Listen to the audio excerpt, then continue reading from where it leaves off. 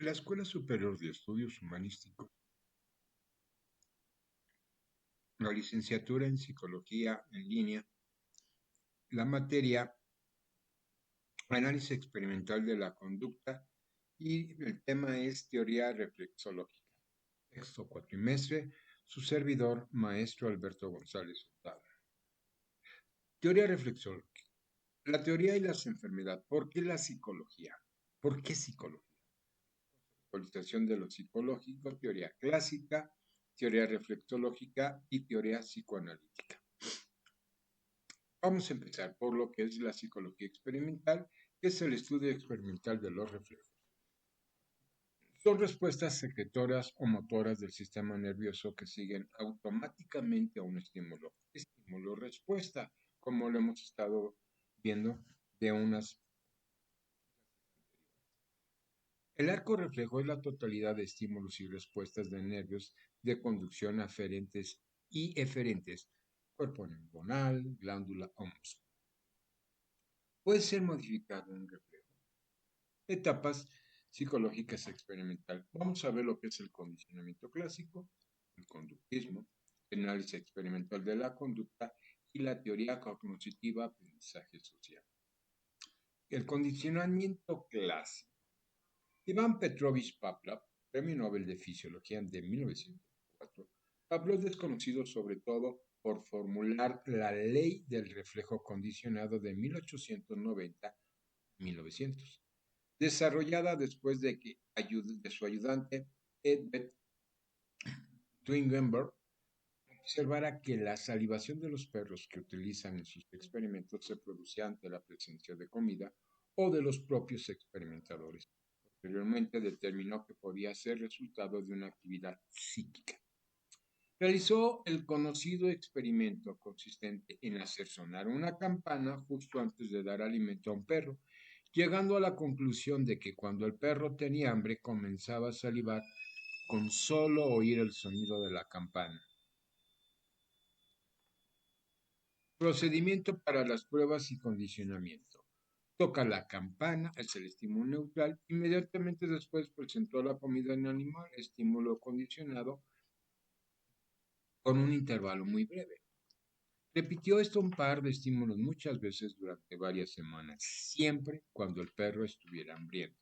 Transcurrido varios días, tocó solamente la campana y la respuesta salivación apareció al oírse el sonido. A pesar de que no se presentó la comida, la respuesta había quedado condicionada a un estímulo que no podía producirla previamente. Perdón. La comida es un estímulo incondicionado. La salivación del perro ante la comida es una respuesta incondicionada. La salivación tras oír la campana es una respuesta condicionada. El estímulo neutro supone inicialmente la campana, se convierte finalmente en un estímulo condicionado. La salivación tras oír la campana es una respuesta condicionada. Para de alguna manera dar una estructura a lo que es el condicionamiento claro. Son reflejos que producen una respuesta neuronal, el condicionamiento condicionado, pero ante el estímulo que no debería promoverla. Eso significa que los organismos superiores se pueden dar una ruptura del funcionamiento de la fisiología normal del sistema nervioso. Finalmente, existe el refuerzo, es el fortalecimiento de la asociación ante un estímulo incondicionado con el condicionado. El reforzamiento es un acontecimiento que incrementa la probabilidad de que ocurra determinada respuesta. En el caso del perro de Pavlov, el perro dejaría de salivar ante la campana si repetidamente no va acompañada de alimento. Cuando el estímulo condicionado ya no provoca la respuesta, se dice que el reflejo condicionado se ha extinguido. La reaparición de una respuesta condicionada extinguida previamente tras un periodo de descanso se conoce como recuperación espontánea. Primer sistema de señales. Así denomina Pavlov a la relación por la cual el sistema nervioso central, en especial el cerebro, asocia, por ejemplo, una campanada con el posible alimento. La campanada a un estímulo sustituido resulta una señal. Pavlov explica que la mayoría de los animales se rigen por un pensamiento basado en el sistema de sustituciones reflejas, un primer sistema de señales. El segundo sistema de señales tiene una particular agudeza en cuanto a las conductas humanas, según Pavlov. Lejos está de considerarlas un sistema de reflejos condicionados, no al menos del esquemático modelo estímulo-respuesta.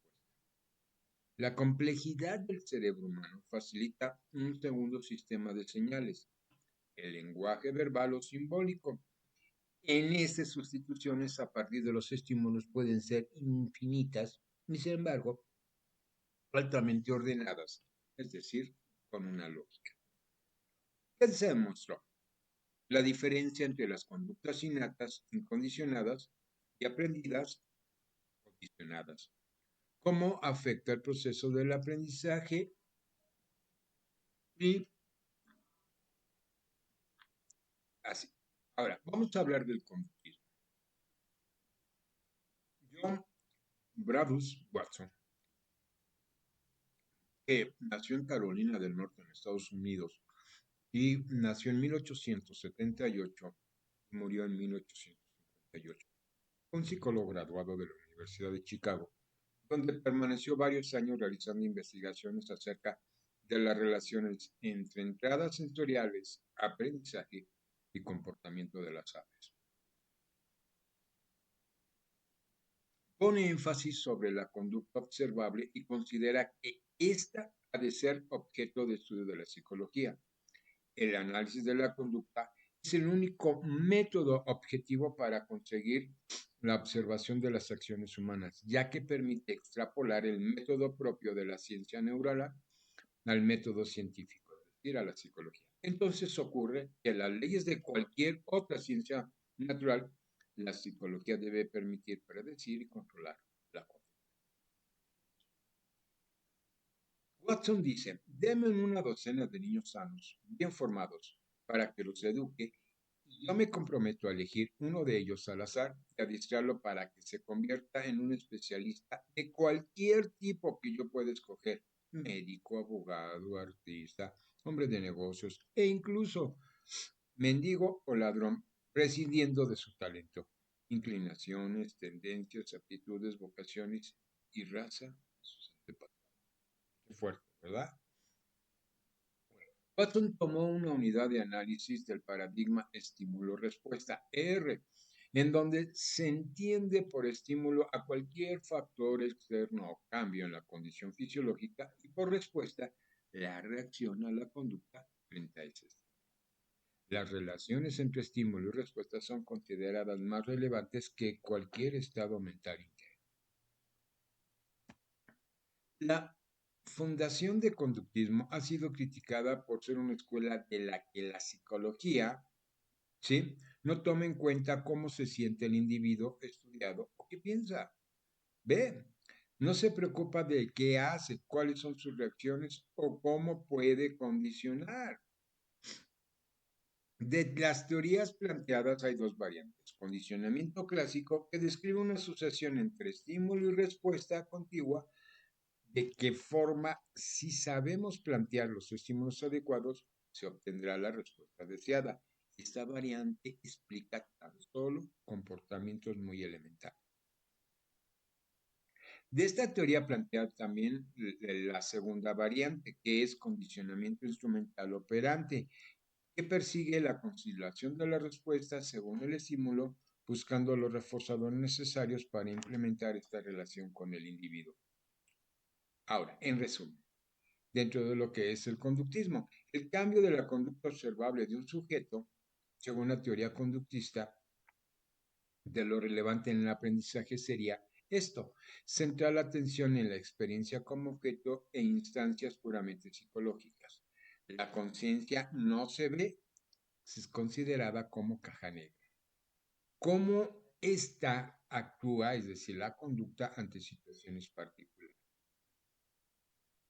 Ahora, se centra la atención en la experiencia como objeto y en instancias puramente psicológicas como la percepción, el hábito como generador de respuestas del sujeto y la asociación.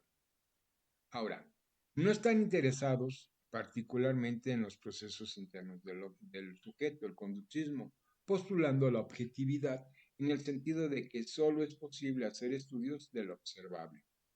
Ahora, pasemos a nuestra materia, análisis experimental de la conducta. El análisis experimental de la conducta es propuesta por Barus Frederick Skinner, que nace en Pensilvania en 1904 y muere en 1990. Skinner decidió abandonar la literatura y pasar a ser estudiante de psicología en la Universidad de Harvard, donde se graduó y se doctoró en psicología en 1931, llegando a formar parte de esa institución como investigador en 1936. Pero luego pasa a desarrollar su actividad docente en la Universidad de Minnesota y posteriormente, después en la Universidad de Indiana, antes de volver de nuevo a Harvard como profesor en 1948, donde ejercería el resto de su vida la profesión de docente. El neoconductismo, conductismo operante, en suma, el conductismo, constituye una manera de estudiar lo psicológico desde la perspectiva de una ciencia de la conducta sin mentalismo, es la distribuciones dualistas entre materiales y cómo el alma aumente, ni reduccionismo. El trabajo de Skinner define de sus predecesores, condicionamiento clásico, en que el estudio de la conducta operatoria, conducta voluntaria usada en condiciones dentro del entorno, es decir, condicionamiento operante. El organismo opera, es decir, por eso se llama operante, el organismo opera sobre el ambiente y significa que está interrumpiendo constantemente. Durante esta operatividad, el organismo se encuentra con un determinado tipo de estímulos, estímulo reforzador o estímulo simplemente reforzador, que tiene el efecto de incrementar la conducta o el operante. Esto es el comportamiento que ocurre inmediatamente después de haber recibido el reforzador. El condicionamiento operante, según Skinner, es seguido de una consecuencia y la naturaleza de la consecuencia modifica la tendencia del organismo a repetir el comportamiento en el futuro. Entre los experimentos más célebres de Skinner, cabe citar el adiestramiento con palomas.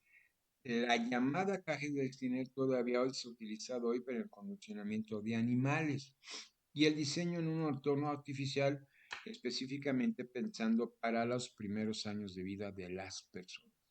Algo que ustedes hicieron con el maestro Monsiváis y en lo que es aprendizaje y memoria, cuando ustedes crearon la caja de el laberinto y condicionaron un ratón, un hámster o algo para que recorrieran el laberinto. Los mecanismos del condicionamiento operativo de Skinner. Número 1. Refuerzo positivo, recompensa.